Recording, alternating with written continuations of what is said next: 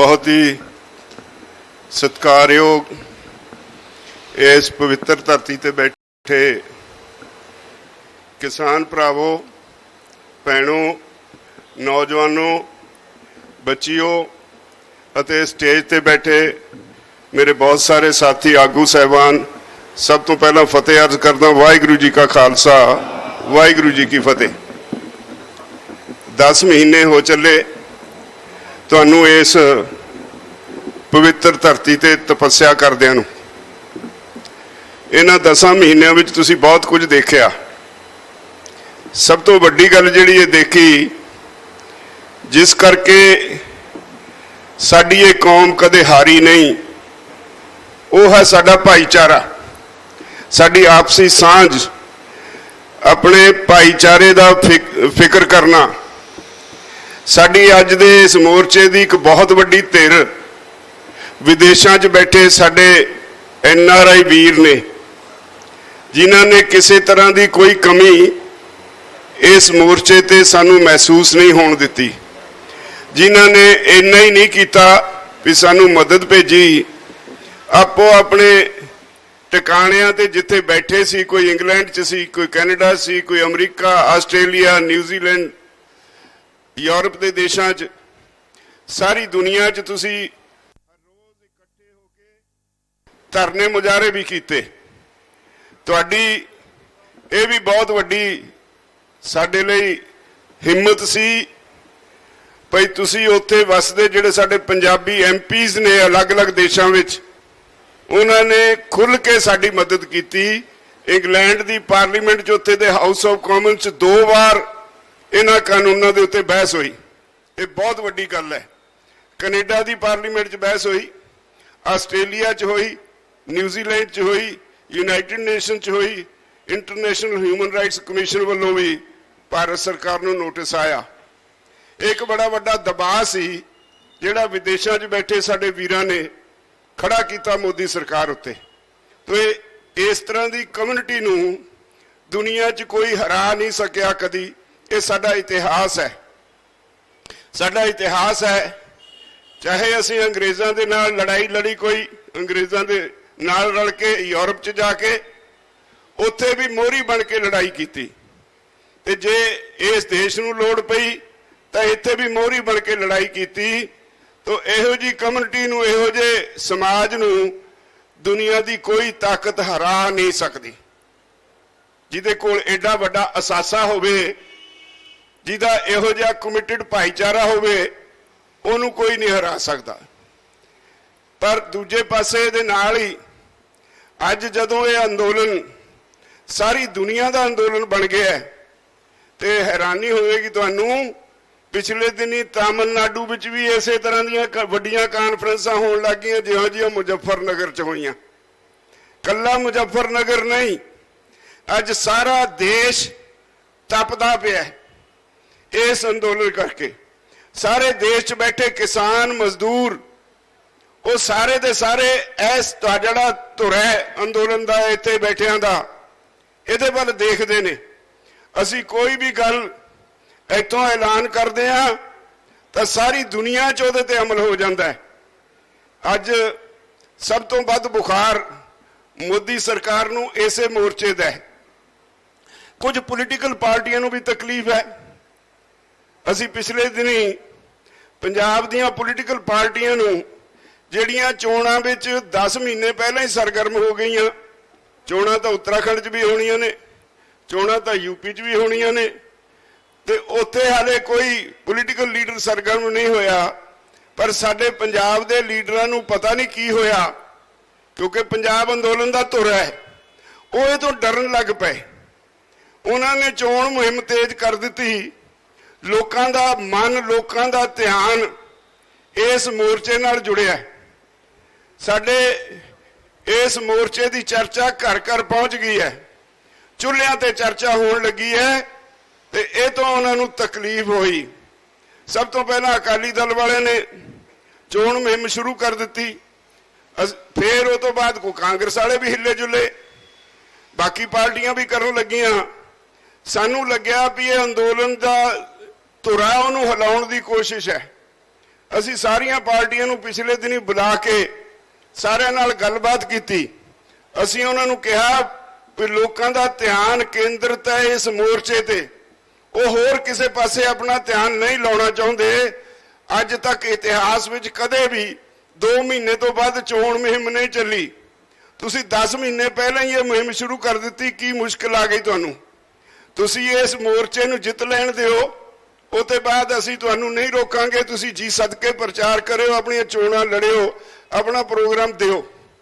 ਅਸੀਂ ਸਾਰਿਆਂ ਨੂੰ ਉਸ ਦਿਨ ਅਪੀਲ ਕੀਤੀ ਵੀ ਜਦੋਂ ਤੱਕ ਚੋਣਾਂ ਡਿਕਲੇਅਰ ਨਹੀਂ ਹੁੰਦੀਆਂ ਉਦੋਂ ਤੱਕ ਤੁਸੀਂ ਚੋਣ ਮੁਹਿੰਮ ਨਾ ਕਰੋ, ਮੋਰਚੇ ਨੂੰ ਕਮਜ਼ੋਰ ਨਾ ਕਰੋ। ਪਰ ਮੈਨੂੰ ਅਫਸੋਸ ਹੁੰਦਾ ਹੈ ਵੀ ਇੰਨੀ ਤਕਲੀਫ ਅਕਾਲੀ ਦਲ ਦਾ ਤਾਂ ਆਈਟੀ ਵਿੰਗ ਹੈ ਜਿਹੜਾ, ਤੇ ਉਹਦੇ ਹੋਰ ਛੋਟੇ ਮੋਟੇ ਉਹਨਾਂ ਦੇ ਕਾਰਕੁਨ ਨੇ, ਉਹਨਾਂ ਨੂੰ ਵੇਲ ਹੀ ਨਹੀਂ ਸਾਨੂੰ ਗਾਲਾਂ ਕੱਢਣ ਤੋਂ ਸਿਵਾ। ਸੋਸ਼ਲ ਮੀਡੀਆ ਤੇ ਗੰਦ ਬਕਦੇ ਨੇ, ਊਲ ਜਲੂਲ ਗੱਲਾਂ ਕਰਦੇ ਨੇ। ਹੁਣ ਕਾਂਗਰਸ ਵਾਲੇ ਵੀ ਤੜਫ ਉੱਠੇ। ਜਿਹਦੀ ਸਰਕਾਰ ਹੁੰਦੀ ਹੈ ਉਹਨੇ ਕੁਝ ਸਰਕਾਰੀ ਕੰਮ ਨਿਭਾਉਣੇ ਹੁੰਦੇ ਨੇ। ਜਦੋਂ ਮੀਟਿੰਗ ਵਿੱਚ ਅਸੀਂ ਸਾਰਿਆਂ ਨੂੰ ਇਹ ਹਦਾਇਤ ਕੀਤੀ ਤਾਂ ਕਾਂਗਰਸ ਵਾਲਿਆਂ ਨੂੰ ਕਿਹਾ ਵੀ ਜੇ ਤੁਸੀਂ ਕੋਈ ਸਰਕਾਰੀ ਕੰਮ ਲਈ ਕਿਸੇ ਪਿੰਡ 'ਚ ਜਾਣਾ ਹੈ, ਵੱਡਾ ਇਕੱਠ ਨਹੀਂ ਕਰਨਾ, 20-50 ਬੰਦਿਆਂ ਦੇ ਸਾਹਮਣੇ ਚੈੱਕ ਦੇਣਾ, ਦੇ ਕੇ ਆ ਜਾਓ, ਪਰ ਇਹ ਨਹੀਂ ਕੋਈ ਵੱਡੀ ਰੈਲੀ ਕਰੋ, ਉਹਦਾ ਅਸੀਂ ਵਿਰੋਧ ਕਰਾਂਗੇ। ਹੁਣ ਉਹਨਾਂ ਨੇ ਵੀ ਰੈਲੀਆਂ ਕਰਨੀਆਂ ਸ਼ੁਰੂ ਕਰ ਦਿੱਤੀਆਂ। ਪਰ ਸਾਨੂੰ ਕਈ ਸੱਜਣ ਸਵਾਲ ਕਰਦੇ ਨੇ ਉਹਨਾਂ ਨੂੰ ਕੁਝ ਕਿਉਂ ਨਹੀਂ ਕਹਿੰਦੇ, ਤੇ ਮੈਂ ਅੱਜ ਕਹਿ ਦਿੱਤਾ ਹੈ। ਮੈਂ ਕੁਝ ਮਹਾਰਾਣੀ ਪ੍ਰਨੀਤ ਕੌਰ ਨੇ ਕਿਤੇ ਬਸੀ ਦੇ ਨੇੜੇ ਕਰਨੀ ਹੈ ਰੈਲੀ, ਮੈਂ ਅੱਜ ਵਰਕਰ ਮਿਲੇ ਸੀ, ਉਹਨਾਂ ਨੂੰ ਕਿਹਾ ਜਾਓ ਕਰੋ ਤਿਆਰੀ, ਜੇ ਵੱਡੀ ਰੈਲੀ ਕਰਦੀ ਹੈ ਉਹਦਾ ਡਟ ਕੇ ਵਿਰੋਧ ਕਰੋ। ਤੇ ਸਾਡੇ ਲਈ ਸਾਰੇ ਇੱਕੋ ਜਿਹੇ ਨੇ, ਪਰ ਸਾਡੇ ਲਈ ਮੋਰਚਾ ਸਾਡਾ 1 ਨੰਬਰ ਤੇ ਹੈ।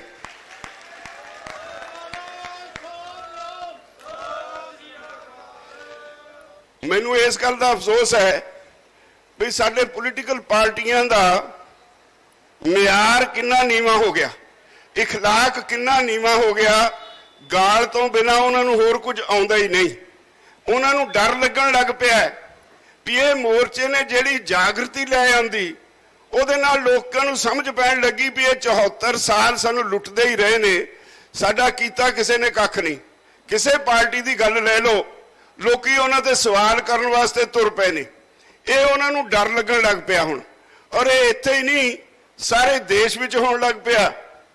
ਕੱਲੇ ਪੰਜਾਬ 'ਚ ਨਹੀਂ ਇਹ ਹੋ ਰਿਹਾ, ਹਰਿਆਣੇ 'ਚ ਆ ਖੱਟਰ ਨੂੰ ਹੁਣ ਤੱਕ ਉਹਦੇ ਆਪਣੇ ਹਲਕੇ 'ਚ ਹੈਲੀਕਾਪਟਰ ਨਹੀਂ ਉਤਾਰਨ ਦਿੱਤਾ ਸਾਡੇ ਭਰਾਵਾਂ ਨੇ।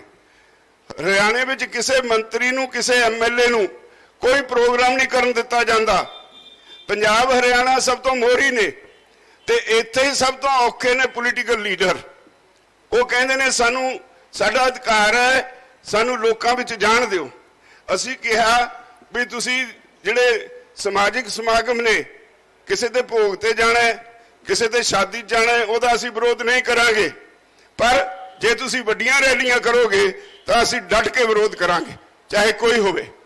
ਔਰ ਇਸੇ ਤਰ੍ਹਾਂ ਅੱਜ ਸਾਰੇ ਦੇਸ਼ ਵਿੱਚ ਇਹ ਮੋਰਚਾ ਜਦੋਂ ਅੱਗੇ ਵਧ ਰਿਹਾ ਹੈ, ਹਰ ਰੋਜ਼ ਮੁਜ਼ੱਫਰਨਗਰ ਵਰਗੀਆਂ ਰੈਲੀਆਂ ਹੋ ਰਹੀਆਂ। ਕੱਲ ਨੂੰ ਜੈਪੁਰ ਰੈਲੀ ਹੈ, ਮੈਂ ਉੱਥੇ ਜਾ ਰਿਹਾ, ਉੱਥੇ ਵੀ ਐਡਾ ਹੀ ਵੱਡਾ ਇਕੱਠ ਹੋਏਗਾ। ਔਰ ਉਹਦੇ ਬਾਅਦ ਬਿਹਾਰ ਵਿੱਚ ਰੈਲੀ ਹੈ, ਕਿਤੇ ਛੱਤੀਸਗੜ੍ਹ 'ਚ ਰੈਲੀਆਂ ਰੱਖੀਆਂ। ਇੰਨੀ ਜਗ੍ਹਾ ਤੇ ਰੈਲੀਆਂ ਨੇ, ਸਾਡੇ ਕੋਲ ਵੰਡਿਆਂ ਕੋਲੋਂ ਇੰਨੀਆਂ ਭੁਗਤਾ ਵੀ ਨਹੀਂ ਹੋ ਰਹੀਆਂ। ਸਾਰਾ ਦੇਸ਼ ਹਿੱਲ ਗਿਆ, ਤੇ ਉਹਦੀ ਤਕਲੀਫ ਸਾਰੇ ਪੋਲੀਟੀਕਲ ਲੀਡਰਾਂ ਨੂੰ ਹੈ। ਆਈ ਕਪੂਤਰਿਆ ਹੋਇਆ ਕੋਈ ਕਾਲੋ ਕਹਿੰਦੇ ਨੇ, ਕੋਈ ਗੁਰਦਾਸਪੁਰ ਦਾ, ਮੈਨੂੰ ਕਾਲੋ ਤਾਂ ਜੱਟ ਹੁੰਦੇ ਨੇ, ਤੇ ਮੈਨੂੰ ਤਾਂ ਸ਼ੱਕ ਹੈ। ਉਹ ਕਹਿੰਦਾ ਜੇ ਮੈਂ ਹੁੰਦਾ ਮੋਦੀ ਦੀ ਜਗ੍ਹਾ, ਮੈਂ ਇਹਨਾਂ ਦੀਆਂ ਹੱਡੀਆਂ ਤੋੜ ਕੇ ਕੁੱਟ ਕੇ ਭਜਾ ਦਿੰਦਾ। ਤੇਰੇ ਵਰਗੇ ਕਈ ਆਏ, ਬਹੁਤ ਭੌਂਕੜ ਆਏ, ਅਸੀਂ ਉਹਨਾਂ ਤੋਂ ਡਰ ਕੇ ਇਹ ਅੰਦੋਲਨ ਨਹੀਂ ਮੱਠਾ ਪੈਣ ਦੇਵਾਂਗੇ। ਔਰ ਉਹਨੂੰ ਸਮਝ ਲੈਣਾ ਚਾਹੀਦਾ ਜੇ ਅੱਗੋਂ ਤੋਂ ਇਹੋ ਜਿਹਾ ਬਕਵਾਸ ਕੀਤਾ ਤਾਂ ਇਹੋ ਜਿਹਾ ਸਬਕ ਸਿਖਾਵਾਂਗੇ, ਨਾਨੀ ਚੇਤੇ ਆ ਜਾਊ। ਕਿਸਾਨਾਂ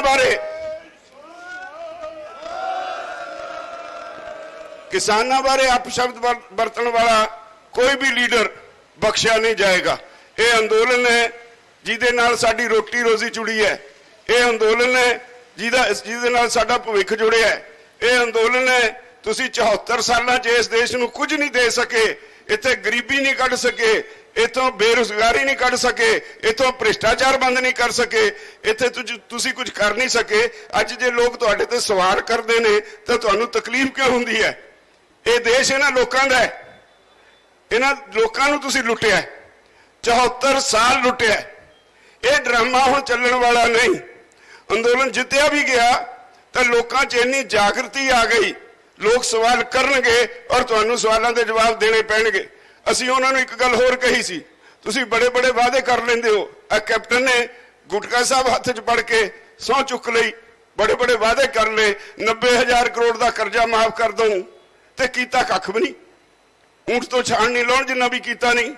ਅਸੀਂ ਉਹਨਾਂ ਨੂੰ कि अगों तो ਜਿਹੜਾ ਚੋਣ मैनीफेस्टो जारी होवे, ਅਸੀਂ ਚਾਹੁੰਦੇ ਆ ਸਾਰੀਆਂ ਪਾਰਟੀਆਂ ਇਹ ਤੈਅ ਕਰਨ ਵੀ ਉਹਦੀ ਕਾਨੂੰਨੀ ਮਾਨਤਾ ਹੋਵੇ ਔਰ ਉਹਦੇ ਤੇ ਕੈਲੰਡਰ ਹੋਵੇ ਤੁਹਾਡਾ भी ਜਿਹੜੀ ਤੁਸੀਂ ਮੰਗ ਦਾ ਵਾਅਦਾ ਕੀਤਾ ਹੈ ਉਹ ਕਿੰਨੀ ਦੇਰ ਚ ਪੂਰੀ ਕਰੋਗੇ।